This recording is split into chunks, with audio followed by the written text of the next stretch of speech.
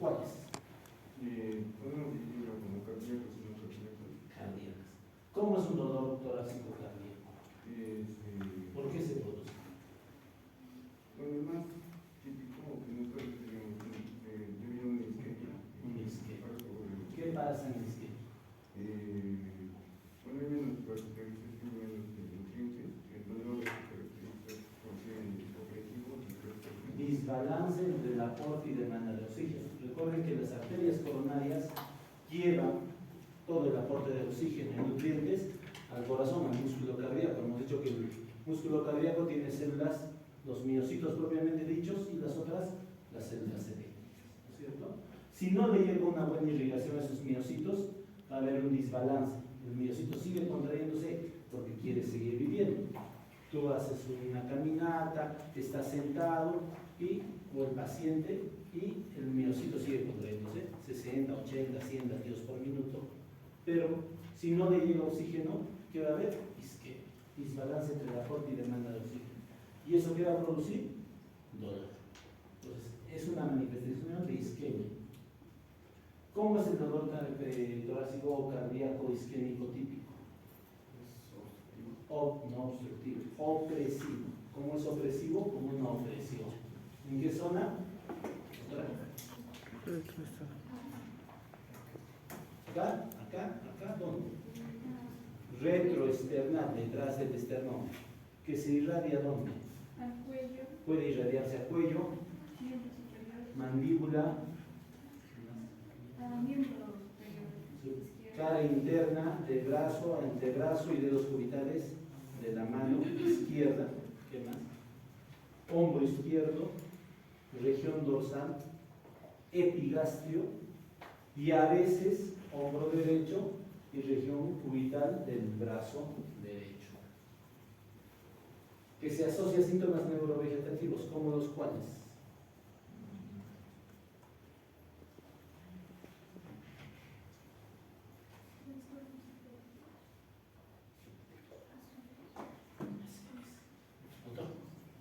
¿Qué síntomas neurovegetativos conoces que se asocian al dolor torácico isquémico típico?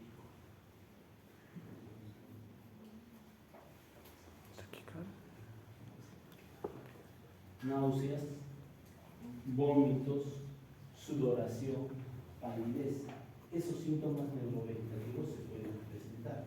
Entonces ya tienes un dolor torácico opresivo retroesternal que varía en intensidad, puede ser del 1 sobre 10 hasta el 10 sobre 10. 10 sobre 10 sería el máximo dolor insoportable, ¿no? De 10, te duele 10. Y que se asocia a síntomas neurovegetativos como náuseas, vómitos, que se exacerba con la actividad física o ejercicio, que cede con reposo, descanso o con la administración de nitratos. Entonces, ya tienes una característica de dolor retroesternal, opresivo o de disconfort. Muchos te van a decir, ¿le oprime? No, doctor, no me oprime, pero algo que me molesta aquí. ¿Tiene náuseas, vómitos? Sí. Que aumenta cuando hago actividad física y me calma cuando me quedo quieto. O cuando me pongo una pastillita de nitroglicerina, por ejemplo. Que se asocia a síntomas neurovegetativos que hemos dicho. Entonces, ese dolor deben ustedes memorizarse. Ese tipo de dolor. Porque ese es el tipo de dolor típico isquémico. Y si es ese dolor típico isquémico, pues muchos vienen, doctor, me puse el corazón. Tiempo. ¿Cuánto tiempo dura el dolor?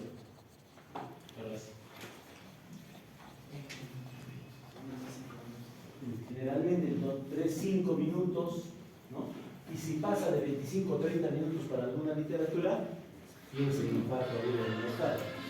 Entonces, ese es el tiempo, no son segundos, son minutos de duración. Buenas tardes, buenas noches.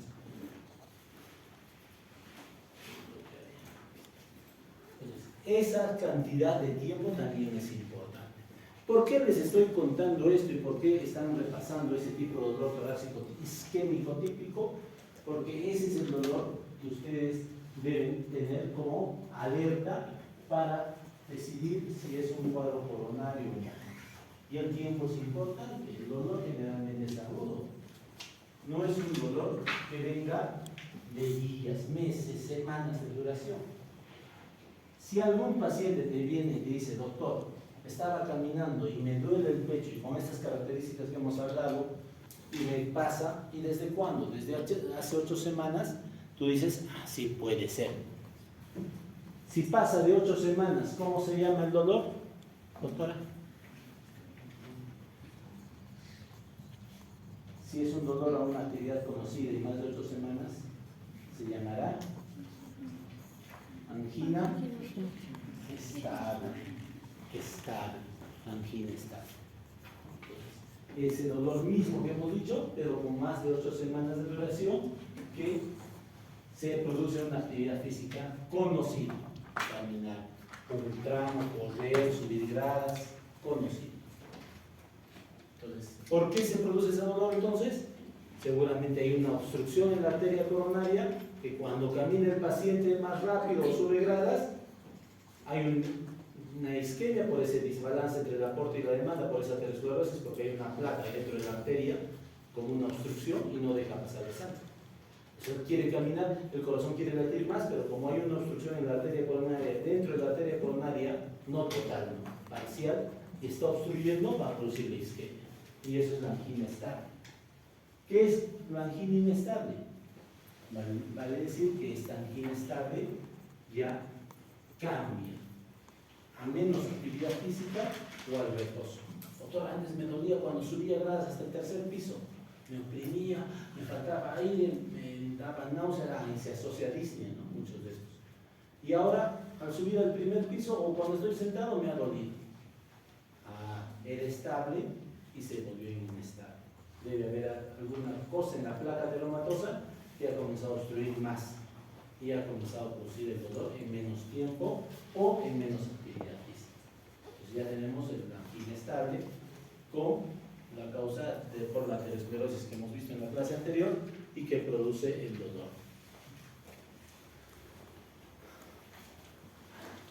Pero hay situaciones agudas en las que produce el mismo dolor que le hemos hablado, opresivo, depresional, asociado a náuseas, vómitos, que nunca ha tenido el paciente y que súbitamente le presenta. ¿Cómo se llama ahí? Si súbitamente le presenta el dolor, ese es el famoso SICA, el síndrome isquémico coronario agudo.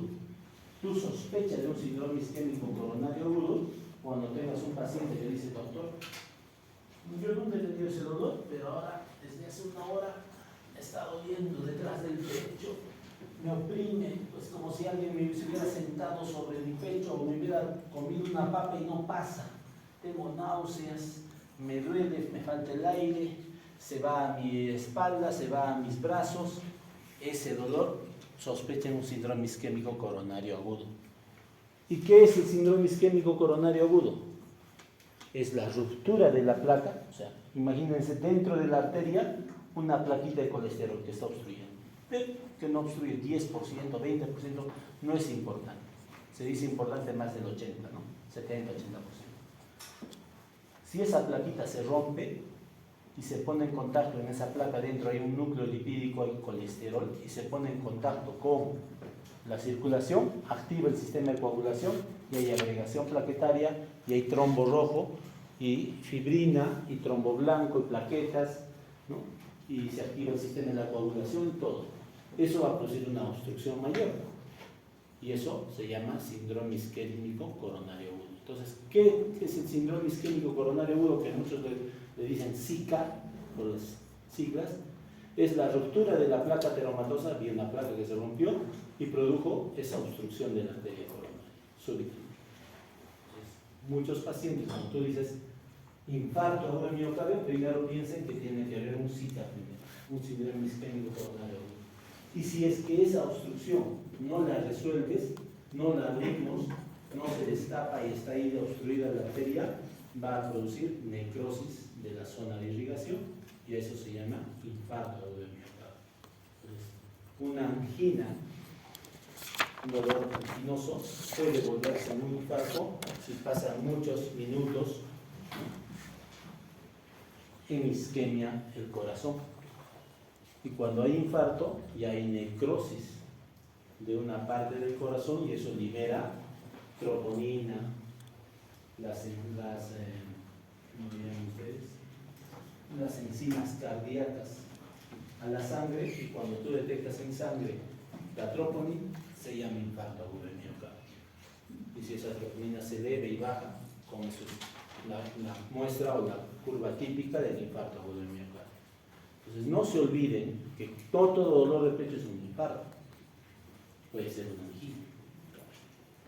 2, que el dolor isquémico es el que ya les hemos dicho. 3, que ese dolor torácico isquémico agudo, cuando se presenta de forma aguda, tú lo que tienes que hacer es inmediatamente un electrocardiograma para diagnosticar. Inmediatamente, 10 minutos. Si no tienes, derivarlo inmediatamente a que se tome. Y si se toma y sale alteraciones en el electrocardiograma, es un síndrome isquémico coronario agudo. Y que si no le damos tratamiento, en unos minutos, horas, va a llegar al infarto agudo de miocardio. Pero el infarto no se da todo de golpe. Si el corazón es mi mano, puede ser. Primero si me ha respondido.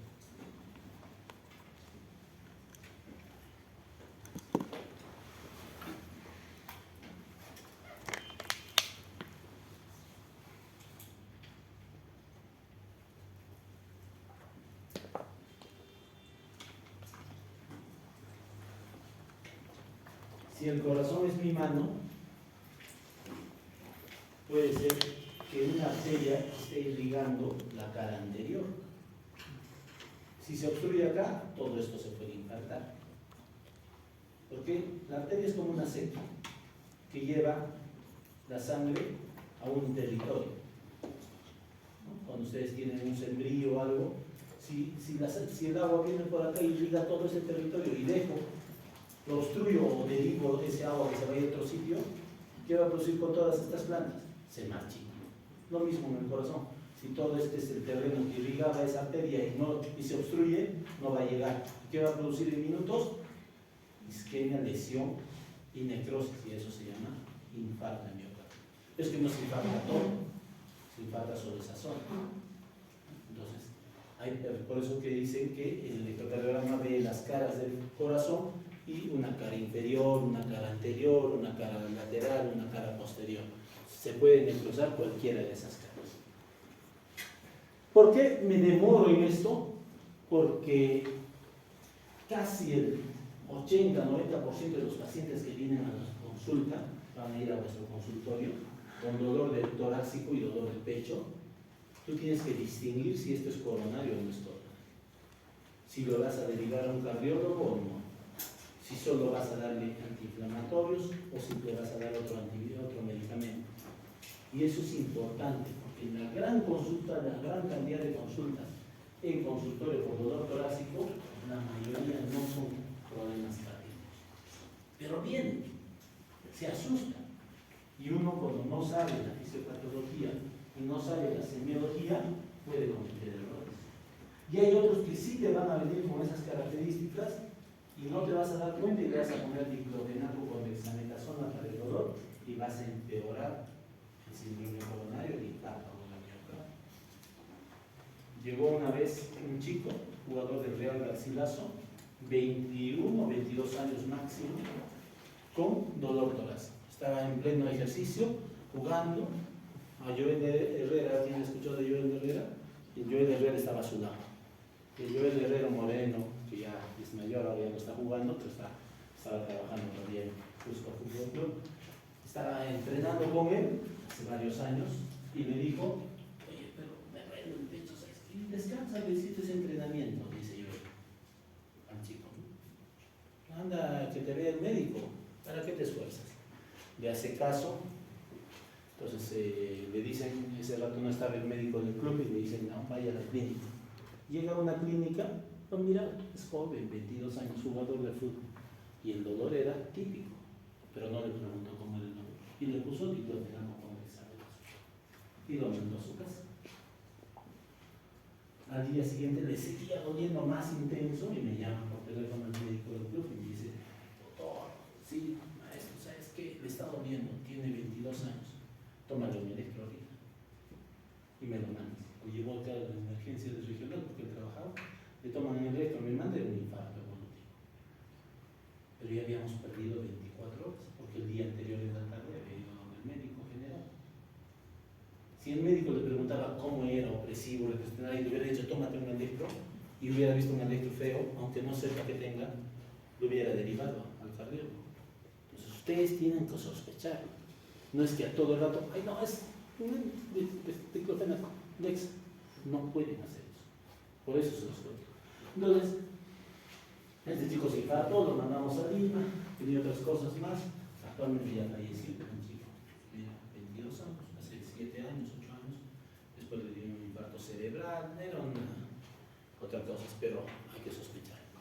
Y hay otros que te vienen pues con dolores un poco atípicos. Entonces, este dolor torácico típico que les estamos mencionando es el principal y es el que deben conocer. ¿Por qué? Porque como les he dicho aquí, como estoy preguntando por acá, hay otras causas de dolor torácico. ¿Y otras causas cuáles serían? Respiratorias. Ya, dime un dolor torácico respiratorio. Neumonía. La neumonía también da dolor torácico. ¿Alguien ha tenido o ha visto algún paciente con neumonía? ¿Cómo es el dolor torácico de una neumonía? Cuando han leído. Es tipo punzada, lancinante, inspiratorio. El paciente tiene que estar con fiebre, malestar, va a estar con tos y te va a decir, tomo aire y me oprime, ¿no? O me punza y boto y me calma. Y con tos y con fiebre, tú sospechas en una neumonía. Otro, respiratorio, son como 50 causas de dolor. Vamos a dar una vuelta diciendo características del dolor. Respiratorio. Asma. Asma. Bueno, el asma es relativo. He visto casos de asma muy severos, con espasmos muy severos y que falta el aire y por el movimiento de los músculos le duele. Pero el asma solo, y aunque esté con espasmo, no necesariamente produce dolor. Neumotórax, la perforación del pulmón. Puede haber uno de vuestros compañeros, les hablo compañeros de la facultad, hace unos 13 años, 14 años, vino a mi consultorio, chico de la facu, que estaba en sexto, séptimo, si no mal recuerdo, y que estaba caminando en la avenida Sol y le duele justo el lado izquierdo, intenso y casi se desmaya. Lo acudieron en la calle, lo ayudaron, se le calmó, se le pasó, pero le dolía hacia la espalda y le dolía todo el lado. Entonces viene a mi consultorio, le tomo hace rato, lo escucho y no escuchaba el aire que pasaba al lado izquierdo. Le tomo una placa de tórax y un neumotórax. Entonces tienes que sospecharlo. Y hay neumotórax espontáneos en gente joven. Otro. Una embolia. Tromboembolia pulmonar, ¿no? Tromboembolia pulmonar podríamos ver dentro de los pulmones, pero es una obstrucción por un coágulo de la arteria pulmonar. Eso se produce por un coágulo que ha viajado de la pierna o de alguna otra parte, se va al pulmón, obstruye la irrigación del pulmón y eso produce necrosis, que es un infarto pulmonar, y eso va a producir disnea, dolor, taquicardia, pero la característica importante ¿cuál es? Puede producir hemolisis, no siempre, desatura. El paciente desatura bastante. Tú lo ves taquicárdico, con dolor de pecho, si está en el lado izquierdo, peor todavía, pero le pones el pulso oxímetro y está en 60 de saturación, y la presión cae, cuando es masivo, no siempre pasa eso, entonces hay que sospechar tromboembolia pulmonar. Pleuritis o inflamaciones de la pleura, el dolor también es pleuritis o inspiratorio, toma aire y le duele, calma con la respiración. Derrames pleurales, así como el neumotórax se dan con derrames pleurales, pueden ser crónicos, derrame crónico que se va a la espalda, y si está en el lado izquierdo te va a producir una similitud. Bronquitis, ¿no? La bronquitis, la inflamación igual que la neumonía, pero ya de ahí solo de los bronquios, con tos, con expectoración, y cada que tose sale una flema y eso es desgarrante y le duele el recto external, opresivo, ¿no? Malestar. Okay. Respiratorio. Motoras, ya, bueno, similar al derrame, motoras. ¿Qué otro?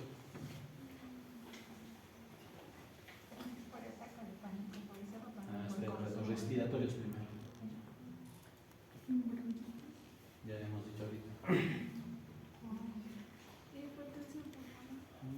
No tanto, los hipertensiones pulmonares podrían, pero eso se va a desarrollar, no normal. Tumores, ¿no? Tumores en el tórax, quistes hidatídicos, ¿no? Tumores benignos, tumores malignos, quistes en el pulmón podrían producir, ¿no? Podríamos tener otro más, bula, doctor, bronquiectasias, doctor, atelectasia, doctor, ¿no? Y si seguimos sumando ya son más de 15 o 20 que causas de dolor torácico respiratorio, pero cada uno es diferente con el isquémico, ¿no? ¿Han visto, no es cierto? La primera isquémica, opresivo retroesternal, que se exacerba, no tiene ninguna de estas características que han mencionado nuestros compañeros, pero producen dolor en tórax. Entonces, si viene un paciente, me pulsa, doctor, 2 segundos de duración, tomo el aire, me duele y después boto y desaparece. ¿Piensas que es isquémico? ¿Piensas que es coronario? ¿Es una angina? ¿Es un síndrome coronario? No, son segundos, es inspiratorio y después desaparece y pasa. Algunos, como dice vuestra compañera, hasta serán psicológicos o crisis de angustia o de ansiedad. Hay algunos que son pleuríticos y después pasan. A mí me ha pasado varias veces, me punzó intensamente el dolor y ahí se quedó y después vuelves a tomar aire, hay otra vuelta y después tomas con miedo y después ya no hay. Y después de la tarde, otra vuelta tomas aire, otra vuelta te duele. Eso no es isquémico, pero les va a venir a la consulta. Entonces, eso es lo que tienen que ver. Digestivos, gastrointestinales, esofagitis, ¿no? Con ardor, con reflujo. Apendicitis, que generalmente la apendicitis, el dolor inicia en epigastrio.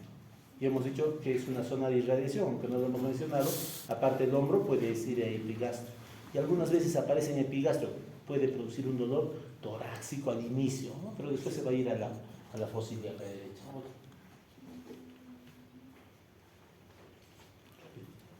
Úlceras gástricas, ¿no? Las úlceras gástricas generan daño en la boca del estómago y es intenso y puede sospechar en un infarto de carácter diafragmático. ¿Qué otra? ¿Veía otra? Reflujo, como la esofagitis similar. Pancreatitis es un poco más difícil. Generalmente el dolor en páncreas es en el ombligo y en cinturón, no va a tórax. Hepatomegalia, ¿no? Hepatomegalia, sí, a veces, como las metámeras vienen por acá e irrigan al hígado, pues pueden producir un dolor hipocondrio derecho y que se puede ir hacia el hombro, ¿no? Podría ser colecistitis, la inflamación de la vesícula da un dolor en esta zona, es tórax, ¿no? Y que se puede ir al hombro derecho. Úlceras pépticas que ya he mencionado, acidez o reflujo, que es lo que he dicho antes, o esofagitis, ataques de pánico, pero gastrointestinales ahorita. ¿Qué otra cosa crees? Hay el espasmo esofágico. Muchas veces el esófago está acá y hace un espasmo, a veces por tomar agua fría intensa, súbita, helado o algo, y hace un espasmo. Y es parecido al síndrome coronario, ¿no? Intenso retroesternal, le pones nitroglicerina y todavía cero. Pero que no hay cambio radiográfico, nada, y después desaparece.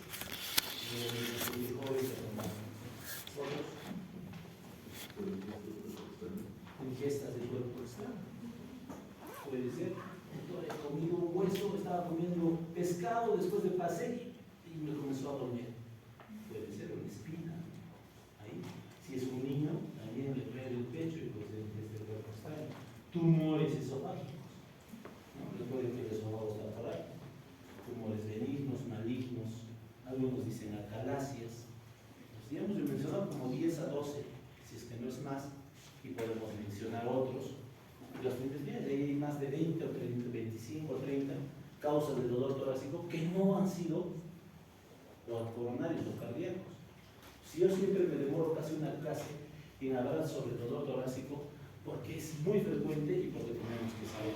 Otras causas que ya dijo tu compañera, ataques de pánico, crisis de angustia, de ansiedad, jala al cardio, dolor de pecho. Termina con una hora. No, están bien, pero hay otras causas. No, hiperventilación es una secundaria, ¿no? A una crisis de pánico. Pero ¿qué otra causa de dolor de tórax? De la pared, ¿no? Torácica. Y ahí están las costillas, una inflamación de las costillas. Debajo de las costillas hay nervios, como la neuritis intercostal, inflamación de los nervios. Un golpe, una inflamación de la articulación costocondral, como la neuritis o el síndrome de Tietze. Hay varias causas que pueden producir dolores. Justo la otra vez, hace unos 10 años, jugábamos con un amigo, oftalmólogo. Terminamos el partido y nos fuimos. Él se fue a duchar y en la ducha, ¡ay, dolor del pecho intenso! Me muero, normal. Pero era una inflamación, porque había corrido de tiempo, había hecho ejercicio, se metió a la ducha fría y se inflamó ese rato y una inflamación. A mí la otra vez jugando, ni me di cuenta, me habían dado un codazo y me estaba doliendo. Entonces yo me movía así, me dolía fuerte. Y era una neuritis intercostal, dolor torácico. Pero no era isquémico, no era pasivo, no se aumentaba con el ejercicio, esas cosas. ¿Qué otra? Hemos dicho, puede haber en algunas veces en fibrosis. ¿Podría ser ansiedad? Ya está, pánico, ansiedad, a las cardios. En la piel, ¿qué enfermedad de la piel te puede dar dolor torácico? Muchas veces. Un primo una vez me llamó, fuimos dejando, pero me llamó, y me estaba doliendo, fue de emergencia, le tomaron el litro, nada. Vino a mi consultorio, nada, digo, pero no me pareció, no. Entonces vamos a dar el analgésico, nada más observamos, me dice si aparece lesión. Al día siguiente le aparecieron unos puntitos granitos, y era un herpes zóster. Entonces el herpes te puede aparecer con dolor torácico y al principio no aparecen lesiones, y solo es del lado izquierdo o derecho, es difícil que pase del otro lado, y aparece con dolor torácico. ¿Qué otra cosa? Que tienen todos los seres vivos, más las mujeres, que se notan en el tórax, tienen dolores.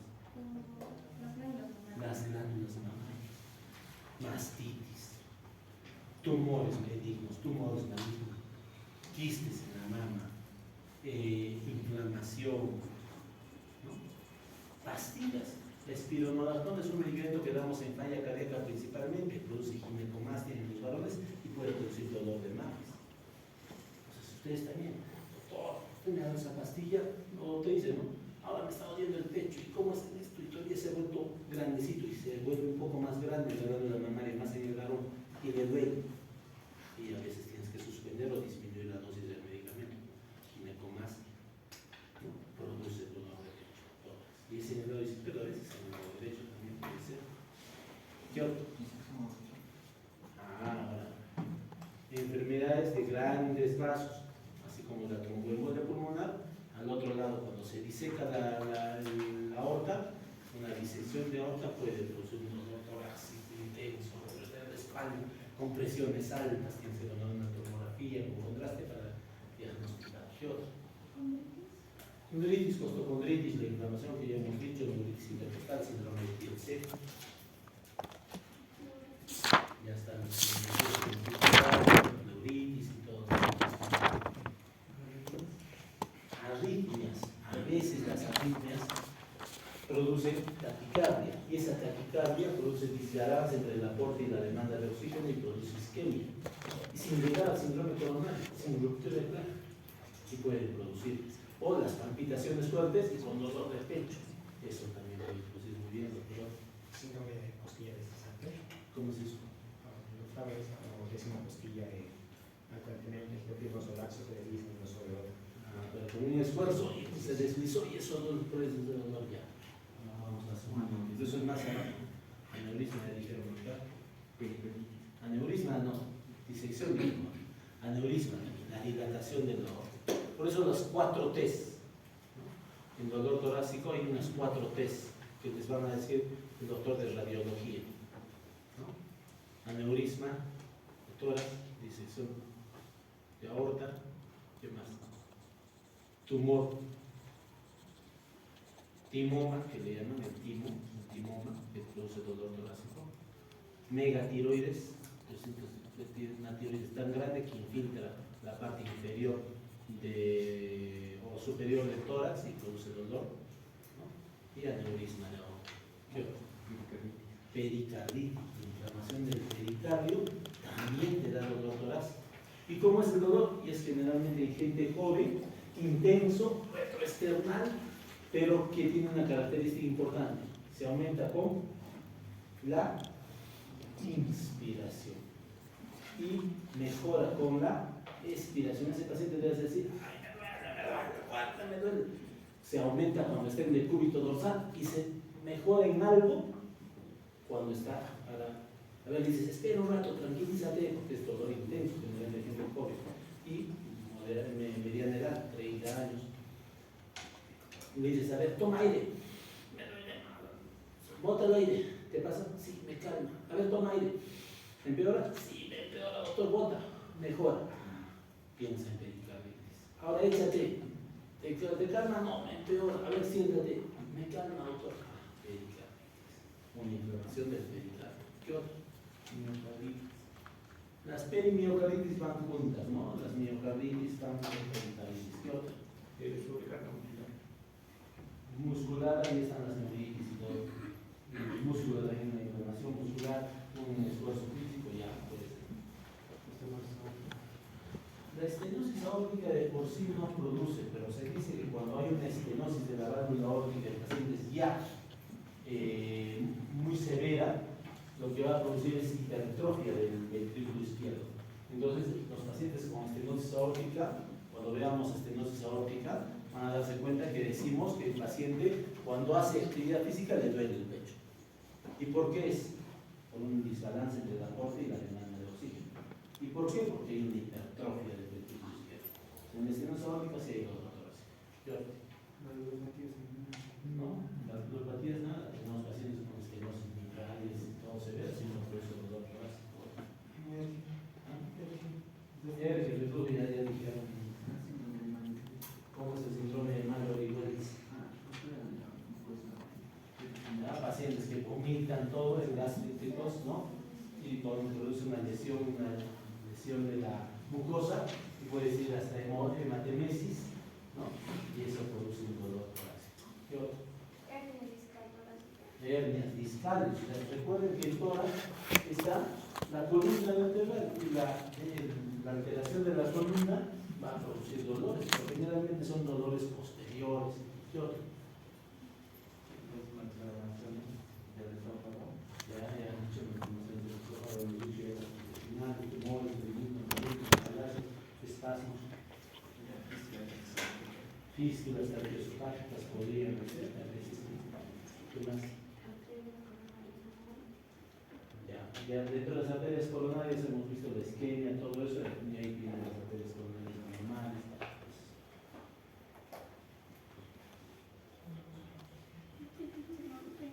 Artritis reumatoidea que puede producir dolores osteoarticulares. ¿Qué más?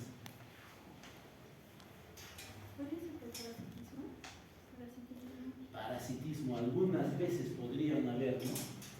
Síndrome de Loeffler, que a veces tiene y que puede asociarse al dolor, podría ser parásitos.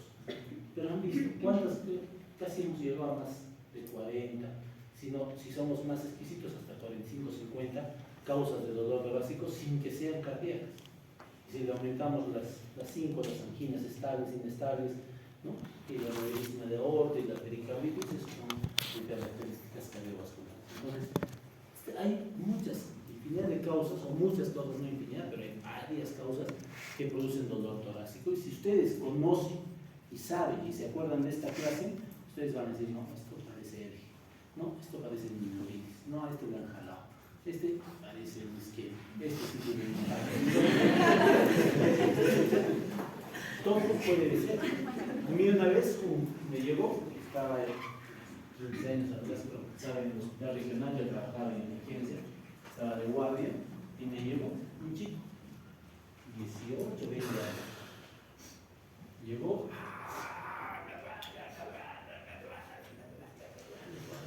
su mamá desesperada subió a UCI que yo estaba, regresé, bajé, lo examiné.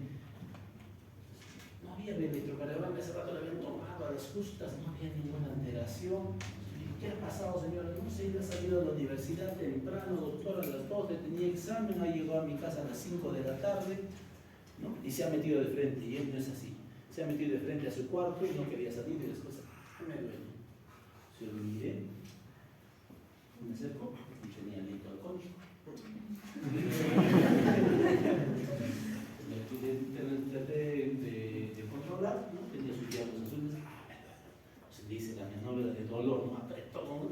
Se quedó mirándome, ¿no? Yo estaba echado y yo estaba ahí arriba. Así, ese es tu turco, ¿no? Y me comenzó a insultar. Pero eran sus diablos azules. Los sedamos, tranquilo, al día siguiente no quería ni hablar, ni ver a nadie, estaba en dolor torácico. ¿No? Por ingesta de bebidas alcohólicas y que eso son. Entonces, muchas causas pueden producir dolor torácico y eso es importante. Esta clase es muy importante porque eso, cuando ustedes estén rotando conmigo o con el doctor Víctor, tienen que ustedes ver las causas. Y muchos de ustedes que están rotando conmigo, que están rotando ahora, muchos vienen por dolor torácico.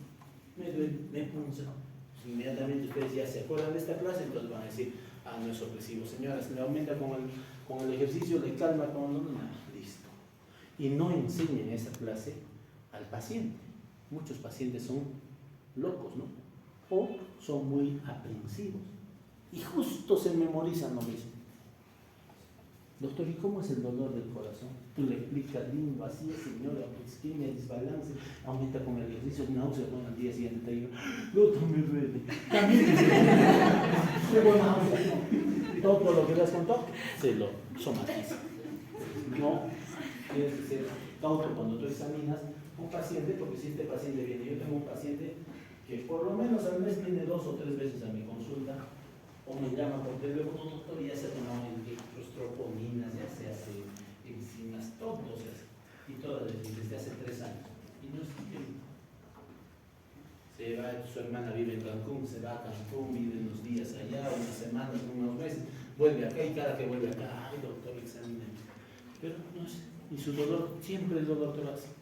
Ha leído en internet todo, pero tienes que ver las características de todo. ¿Preguntas hasta ahí?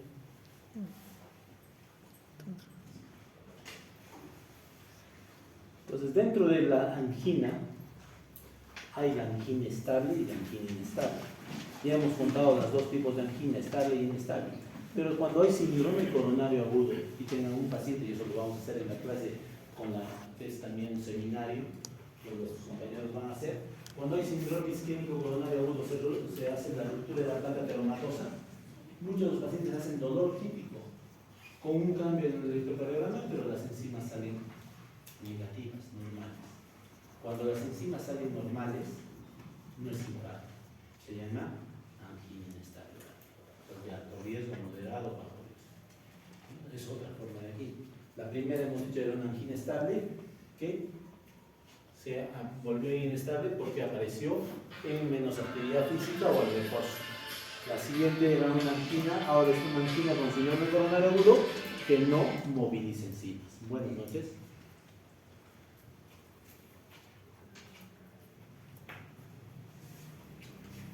Equivocado. Entonces, ¿qué otra causa es? Angina estable, angina inestable, síndrome coronario, dolor torácico típico, causas ya están las 45, 50 causas de dolor torácico,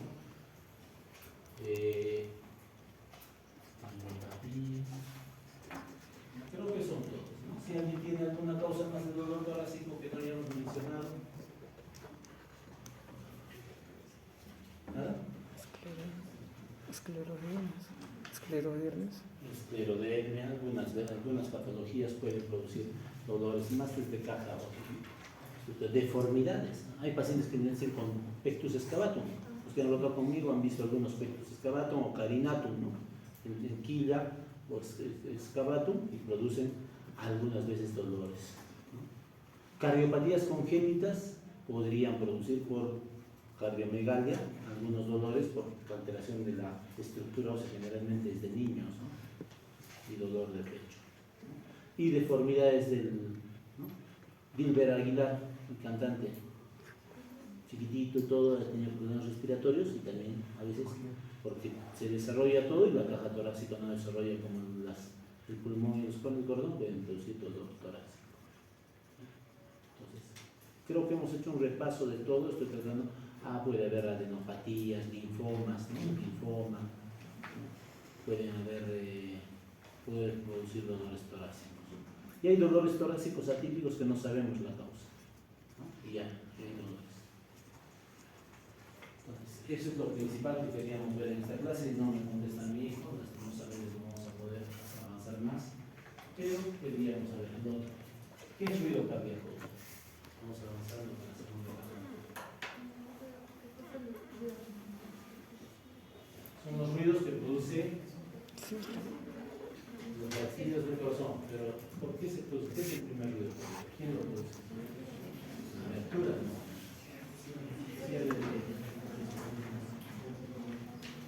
Entonces, en la fisiología cardíaca, que vamos a ver rapidísimo en un video de la próxima clase, existe el paso de la sangre. Hemos dicho que la sangre viene, ¿de dónde viene la sangre? De todo el sistema, ¿no? Lo recogen las venas y llegan a través de la vena cava inferior y vena cava superior a la aurícula derecha. De la aurícula derecha pasa al ventrículo derecho a través de una válvula. ¿Cómo se llama esa válvula? Tricúspide, ¿no es cierto? En el ventrículo derecho, con menor presión, como hemos dicho que es una cámara de menor presión, la otra vez hemos repasado eso, se contrae y expulsa la sangre ¿hacia dónde? Eso lo hemos visto en un video en la anterior clase. Hacia los pulmones, ahí se oxigena por la hematemesis en la membrana alveolar capilar. La sangre oxigenada regresa ¿a dónde? A la aurícula izquierda a través de venas pulmonares. Esas venas pulmonares son las únicas venas que llevan sangre oxigenada. Llega a la aurícula izquierda y pasa al ventrículo izquierdo. ¿A través de qué válvula? Mitral, de la válvula mitral, ¿no? O bicúspide, algunos le llaman mitral o bicúspide. Y del ventrículo izquierdo, hemos visto en el ciclo cardíaco, la sangre pasa a la aorta a través de una válvula aorta.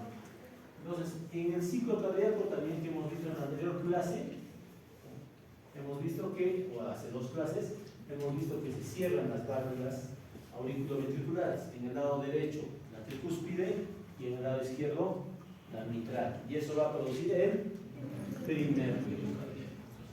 Los ruidos cardíacos son aquellos sonidos que se producen por alteraciones o por movimientos de las estructuras cardíacas. Y dentro de ellos está el primer ruido y el segundo ruido cardíaco. El primer ruido cardíaco es el cierre de las válvulas auriculoventriculares. El segundo ruido cardíaco, cierre las válvulas sigmoideas o pulmonares o aórtica y pulmonar, ¿cierto? El primer ruido, recuerden, el primer ruido difícil, generalmente es más difícil que se desdobla, porque la mitad de las tricúspides se cierran casi simultáneamente. Solo hay dos o tres condiciones en las que hay un desdoblamiento del primer ruido, mientras que el segundo ruido es mucho más fisiológico. Incluso hay un desdoblamiento fisiológico del segundo ruido. ¿Quién lo produce el cierre del segundo ruido? Cierre de las válvulas aórtica y pulmonar, en ese orden. Generalmente es primero la aorta y la pulmonar, ¿no? Entonces, hay un desdoblamiento fisiológico. Cuando ustedes escuchen en el foco pulmonar, que hemos dicho cuáles son los focos auscultatorios: aórtico, pulmonar, aórtico accesorio, tricuspidio, en línea medio clavicular mitral. No son los únicos, pero son los más importantes. Cuando ustedes escuchan en el foco pulmonar, en una paciente normal, puede haber un desdoblamiento fisiológico del segundo ruido. ¿Cuál es ese? Que lo escuchas en expiración, bote el aire y escuchas primer ruido, loop. Segundo ruido, loop. Primer ruido, cierre la banda de la principal de cuspide. Segundo, de la aorta pulmonar. Loop, loop, loop, loop, loop, loop, loop, loop, loop. Eso es lo normal. Pero hay fisiológicamente, cuando te dices tome aire, ¿qué pasa? Hay mayor retorno venoso y hay mayor sangre en el ventrículo derecho. Y el ventrículo derecho, cuando hace sístole, demora un poco más en pasar la sangre a través de la pulmonar, y la arteria, la válvula pulmonar demora unos milisegundos en cerrarse. Entonces, cuando toma aire, y tú le dices al paciente, toma aire, y vas a escuchar loop drup, loop drup, loop drup en el foco pulmonar. Bota el aire, loop drup, loop drup, loop drup, loop drup. Tome aire, loop drup, loop drup, loop drup, loop drup. Bote el aire, loop drup, loop drup. Eso es fisiológico. Desdoblamiento fisiológico del segundo ruido en foco pulmonar. Eso es lo normal. Puedes escucharlo en gente joven, en algunos grupos también, que es fisiológico. Entonces, no se sorprendan si escuchan ese desdoblamiento fisiológico. Pero también puede haber un tercer ruido. ¿Qué es el tercer ruido, doctor? ¿Quién lo produce?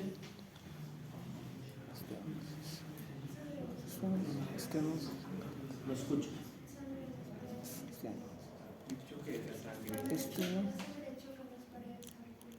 Entonces, se dice que el tercer ruido es el producido en el llenado ventricular, cuando la sangre llega y mueve la pared libre del ventrículo, principalmente el izquierdo, pero puede ser también en el lado derecho, y va a producir una turbulencia, un sonido, y ahí produce un tercer ruido. Eso se puede escuchar en personas normales, gente joven, ¿no? Y muy delgados, que puede ser. Y a veces en embarazadas. Y el cuarto ruido es cuando es en diástole también, después de los dos son en diástole, el tercer y el cuarto ruido, es proto o ¿cómo le llaman? Antes del primer ruido, en otras palabras, es muy pegado al primer ruido, y se produce por también la turbulencia cuando hay la contracción auricular. Hemos dicho que en la diástole existe relajación isovolumétrica, llenado rápido, llenado lento y sístole auricular o contracción auricular. Cuando a veces la contracción auricular produce paso de sangre y esa sangre hace turbulencia o choca en el ventrículo izquierdo, puede producir un cuarto ruido. Generalmente el cuarto ruido lo dicen que es patológico. Y la presencia de los cuatro ruidos juntos produce un ritmo de galope, algunos dicen 3. Cuando tengan un galope o una taquicardia con un tercer o cuarto ruido, piensen en falla cardíaca. Entonces, ya tenemos los ruidos cardíacos. Los ruidos cardíacos pueden intensificarse en intensidad. O sea, el primer ruido se hace más intenso, más brillante. ¿Cuándo se hace más brillante el primer ruido? ¿Un leído?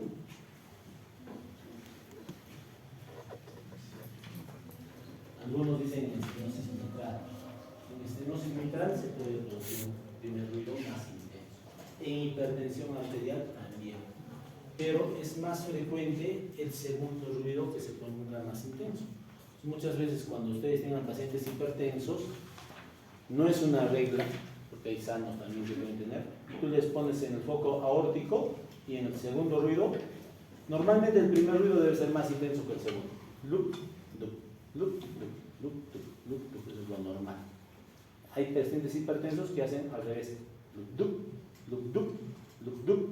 Cuando hay un segundo ruido en el foco aórtico incrementado, piensen en hipertensión arterial.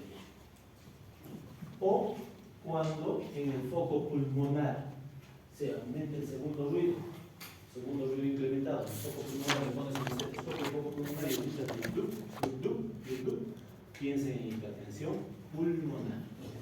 Así es que en hipertensión pulmonar hacen aumento del segundo ruido en el foco pulmonar.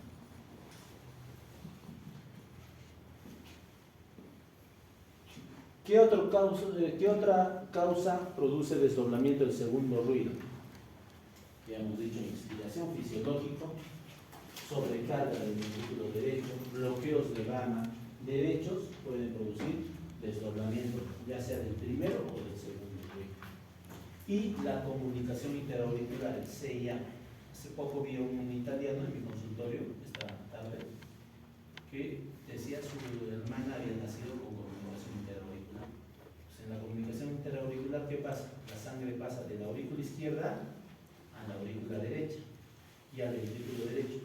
Y en el ventrículo derecho hay mayor volumen, entonces va a demorar en cerrar la válvula pulmonar y va a producir un desdoblamiento fijo del segundo ritmo.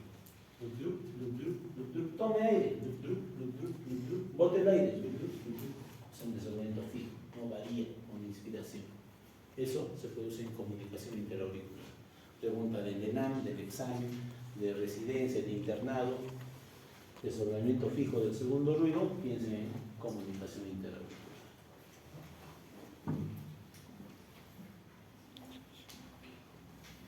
Valvulopatías pueden producir alteraciones en el primer o el segundo ruido y cuando entran en falla cardíaca pueden producir ritmo de galope. ¿Qué otras causas más?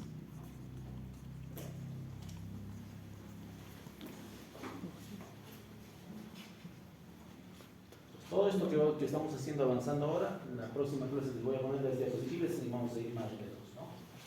Soplos cardíacos. ¿Qué es un soplo cardíaco?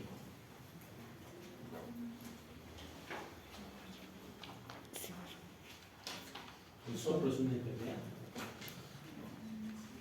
Es un sonido. Un soplo cardíaco es un sonido que se produce por una turbulencia del flujo cardíaco, del corazón. Y esto puede ser por pasar de un espacio más grande a otro de menor calibre y produce turbulencia. Puede ser por una valvulopatía, se cierra una válvula y la sangre pasa y produce con turbulencia. O al revés, de uno de menos calibre a uno de más calibre. O por la obstrucción de una estructura normalmente que pasaba la sangre y eso produce una turbulencia. Entonces el soplo cardíaco es un sonido que se va a auscultar en los focos auscultatorios cardíacos por aumento del flujo sanguíneo que va a producir una turbulencia y eso va a producir un sonido. Un ejemplo, cuando ustedes abren la pila, el caño de vuestra casa para el agua, cuando sale con más fuerza, ¿qué produce? Un sonido. ¿No? A veces abres la pila normal, no suena, pones tu dedo y obstruyes, ¿qué va a producir? Sonido. Eso se puede auscultar en lo mismo en el corazón y eso se llama soplo cardíaco. Cuando ustedes hablan a un paciente, muchas veces hay niños que tienen soplos fisiológicos, tú le escuchas suavecito y le escuchas, no asustes a los papás. Señora, tiene un soplo cardíaco. La mamá llorando, me ha dicho el doctor que tiene un soplo y que lo ve un cardiólogo. ¿No? Tú tienes que decirle un sonidito, que es un soplo, que no necesariamente es una enfermedad y que sería importante que lo revise el cardiólogo. Si viene así, al papá tranquilo. ¿Qué dice? Señora, tiene que ver el doctor, nunca le han dicho que tiene soplo cardíaco. Está mal, está enfermo, ¿qué dice? Si fuese tu hermanito o tu hijo. Y no sabes todavía. Peor, ¿no? Los papás se asustan. Entonces también los soplos cardíacos son sonidos que vamos a auscultar. Entonces en la auscultación no se olviden los focos auscultatorios que son los más importantes. Foco pulmonar, ¿dónde era? Segundo espacio intercostal para external, que decir para al lado del esternón, lado derecho. Pulmonar. Aórtico. Segundo espacio intercostal para external, izquierdo. Aórtico y pulmonar, ¿no? Pulmonar. Aórtico, pulmonar. ¿Qué más? Aórtico accesorio. Tercero o cuarto espacio intercostal para external, izquierdo. Tricuspidio. Te dice, antes se decía en quinto espacio, pero te dice en la unión del apéndice sifoides con el reborde costal. A ese lado es el tricuspidio. Y mitral. Línea medio clavicular, quinto espacio intercostal izquierdo, ¿no? Entonces ahí es el foco mitral. Pero hay otros focos. ¿Cómo se llama este foco? Está encima del esternón. Supraesternal. Supraclavicular. Carotídeo. Axilar. Epigástrico. Y en la región dorsal. ¿Qué se ausculta en la región dorsal? para vertebrar el lado izquierdo, al lado de la vértebra, pero en el lado izquierdo. La aorta. Recuerden que la aorta sale, hace un callado aórtico y luego se va al lado izquierdo de la columna vertebral y ahí se deposita. Entonces, cualquier turbulencia en la aorta va a puede producir un sonido. Entonces, los pacientes con coartación de aorta, por ejemplo, puedes escuchar en los niños un soplo en la región dorsal para vertebral izquierda, al lado de la vértebra en el lado izquierdo. Y vas bajando. Entre el séptimo y el 12º espacio, ahí puedes escuchar los soplos. Entonces, también es importante. Yo creo que para no hacerlo más tedioso, ya hemos avanzado algo. Discúlpenme, pero me había olvidado el puerto USB. Hasta ahí nos quedamos. En la otra clase voy a hacerlo mucho más rápido y dinámico. Esto, léanme bien soplos cardíacos, qué significa un soplo sistólico, qué significa un soplo diastólico. Lo que sí quiero que recuerden en esta clase es que entre el primer y el segundo ruido se llama sístole. Y la sístole es más corta que la diástole. Y entre el segundo ruido y el nuevo primer ruido es la diástole. Entonces no me digan nunca, el primer ruido es sistólico y el segundo ruido es diastólico. Eso no funciona así. Son como paredes que separan. Yo te digo, esta pared para acá será pues del 301 y para el otro lado será el 302, digamos. Entonces yo digo, ¿la pared qué es? Es 301. Depende del lugar que lo veas, son separaciones. Lo mismo en el primer ruido y el segundo ruido, se separa. Y eso es importante. ¿Preguntas? ¿Algo más que hasta ahora no haya quedado claro, especialmente el dolor torácico y algo de ruidos cardíacos? Entonces van a repasar qué es maniobra de Rivero-Carvalho. Esas cositas son importantes. ¿Por qué? Porque es importante. Es la maniobra de Valsalva que produce los soplos cardíacos y los ruidos cardíacos, que también es importante.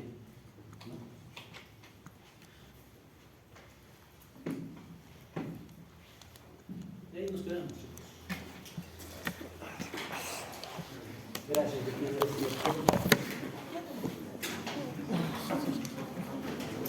Nos vemos el próximo día.